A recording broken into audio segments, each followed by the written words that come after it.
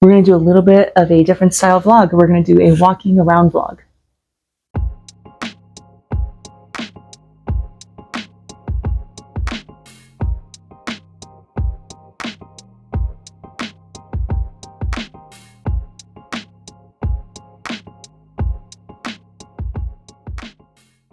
All right, so first of all, I did not forget about my fig obsession, because it's an obsession. It lasted. And remember I told you that I was looking for that Godfather fig. Guess what? Guess what? Here she is. Here's Don Corleone. Now, whether that whole story about it being in the movie is true or not, I'm still happy to have it here. I want it to be true because it just adds to the amazingness of the fig. So let's just say it's true. It's true. Okay. After that, I got down the rabbit hole and decided to buy some cuttings and see if they could root, and they did. So I have about 4 or 5 fig cuttings that rooted. I don't know what they are. Lost the little tags as I normally do, so I gotta find a better way of tagging things. But the numbers are on the trunk, so I could probably look them up. Here's another one. You know what I did? I used Royal Gold Soil's Tupor and rooting hormone. So I stripped the bottom of the bark on the cuttings, dipped it in rooting hormone and planted it in Tupor. Watered it, not overwater, you can't do that, and then made little plastic cover with saran wrap and tape, and then I put a plastic bag over the whole thing to create a humidity dome. And it worked. It worked, not with all of them, but with about half. And that was my first time ever growing figs from cuttings, so definitely a success. I am so grateful that this summer was not as bad as the previous summer. Things still got busted up and hurt a little bit, but not as bad as I thought it was going to be. I have a couple of new moringas growing. Moringa is probably my favorite tree to grow in the desert. It's a miracle tree. You can eat all of it. I've had almost no problem ever starting it. Look at the asparagus. It's finally coming back. The asparagus does not like the hot weather. So it's awesome that it's coming back. These are the burn your mouth out peppers that I'm growing for my husband. I think are called Brazilian starfish and apocalypse scorpion. I won't touch them. I won't eat them. Absolutely not. Too hot for me. I'm a wimp when it comes to spice. I don't even do jalapeno. But my husband wanted to try them, so I'm doing that for him. I'll do these peppers all day. This is the mild pepper patch. They're separated from each other so that way they can't cross-pollinate, and the ones in the buckets are actually going to be planted on the opposite side of the homestead later on. But these are bell peppers and serranos and other things that are much more mild. They had a hard time in the summer as well, but they're coming back. They're doing good. They're going to make it. All right, so now we got to walk through the main garden.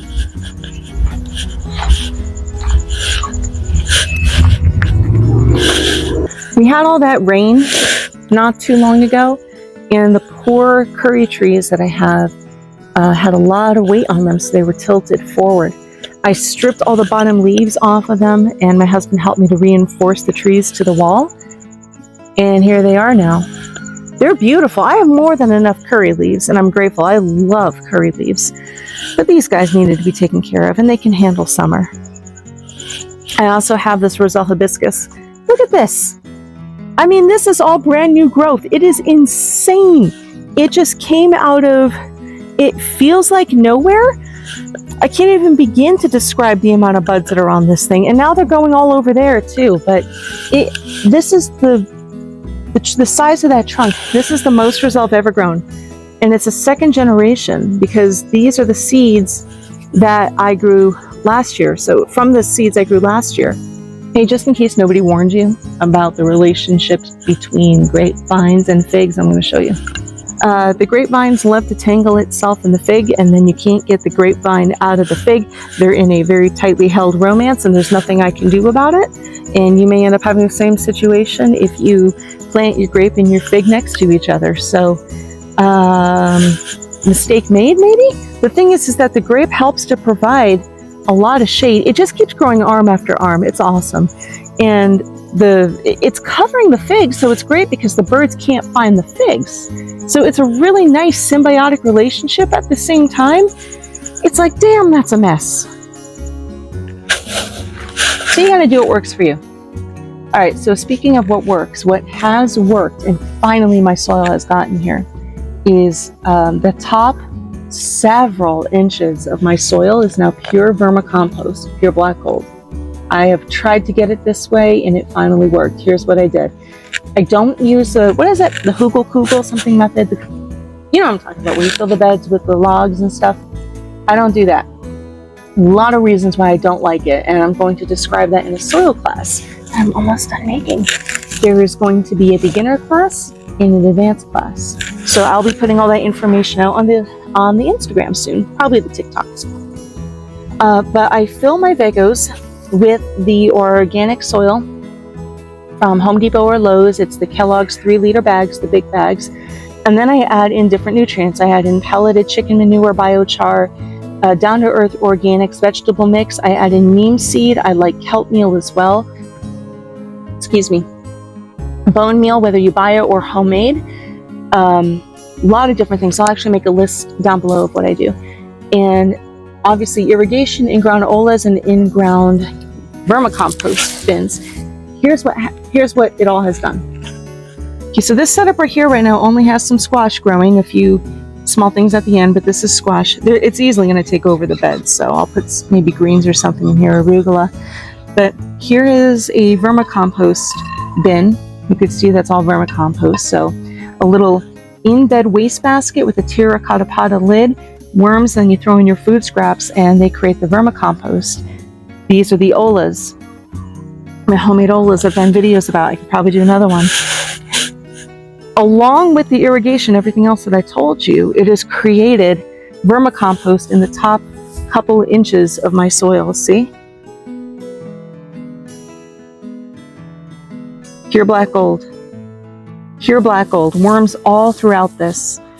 So now when I go to plant seeds, I pretty much don't have to add anything. And that's exactly what happened with this bed as well, except this one has garlic.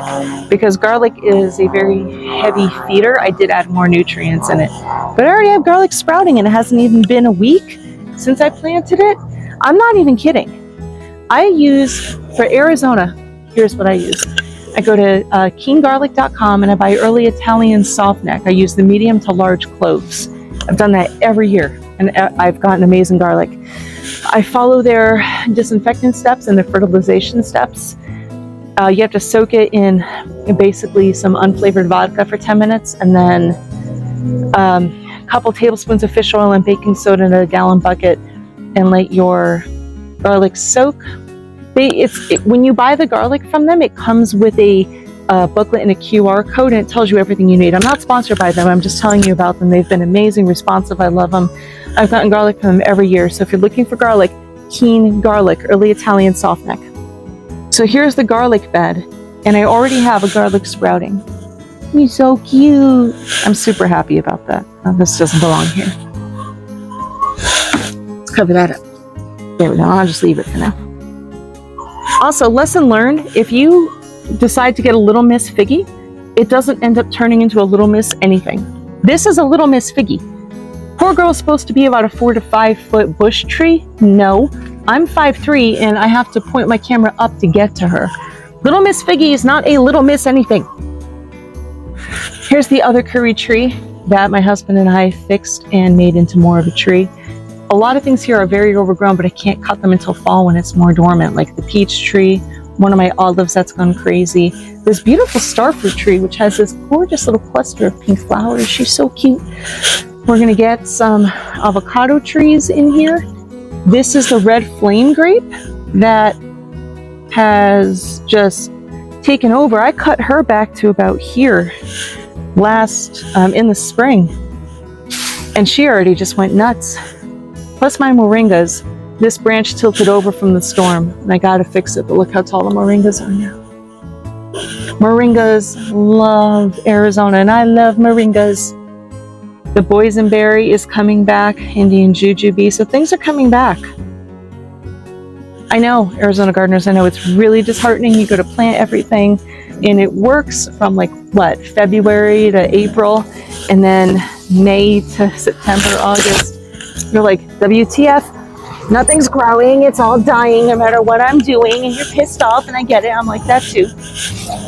But if you plant things, plain, that will survive the heat and provide shade, then you can grow a lot of things. As far as trees go, Indian jujube, moringa, red flame grapes, that's not a tree, but it's a really great plant, and curry tree. They will grow quick and they'll provide a lot of shade. And unfortunately, Sea of Green closed down, but before they did, I picked up this really amazing frankincense tree. And it will produce the frankincense incense, but not for a couple more years. It's still a little baby, I'm taking care of it, but it's going to be really awesome. And by the way, this is a comment that I got that I probably don't need to address, but I'm going to. This was in response to a comment that I made on a different video. I don't remember what I said, but it wasn't anything bad whatsoever. And the person's response to me was, "You look hideous." They probably watch my channel. I don't know who they are, but I mean, yes, I do. I work my butt off in 100+ degree heat every single day in an Arizona Phoenix summer, and every single day in a Phoenix winter. I produce food for my family, and so what you're seeing is called grit, not being hideous. So have a nice day. A couple of you have asked about the vineyard. This is the vineyard. It is a small vineyard. I mean, it's not like a France vineyard by any means, right? But we have 5 amazing grape varieties. We have Sangrantino, there's a Carmenere, and a few others I can't remember. Now, someone made a comment, I think it was on TikTok, if I'm concerned about the grapes basically cross-pollinating or cross-breeding because they're so close. The answer is no. Because A, if it happens, it happens. And B, these are all amazing varieties, so we were going to combine the grapes and make wine with the combination anyway. And here are some new additions to the family that will be added. This is a ice cream banana. I've got a jasmine over here. I've collected these over the past couple of months. This is months and months in the making. And these new beauties will be added very shortly to the garden, or to the homestead, I should say, different places around here. I'm also going to put a picture up of some watermelons that we picked. You've seen some of the videos about the watermelons that we harvested, but I have a small video on some watermelons that I put onto a green cart the other day. Took it in portrait, so it looks a little bit weird, but I'll post it up here. Anyway, that's what I have for our vlog today. Stay tuned. The next soil video on soil structure is almost done, so that's coming out. And again, I will be teaching some online classes about soil basics, and then if you're interested, there'll be an advanced class. And I think that you will find that there's a hell of a lot more to soils than you thought.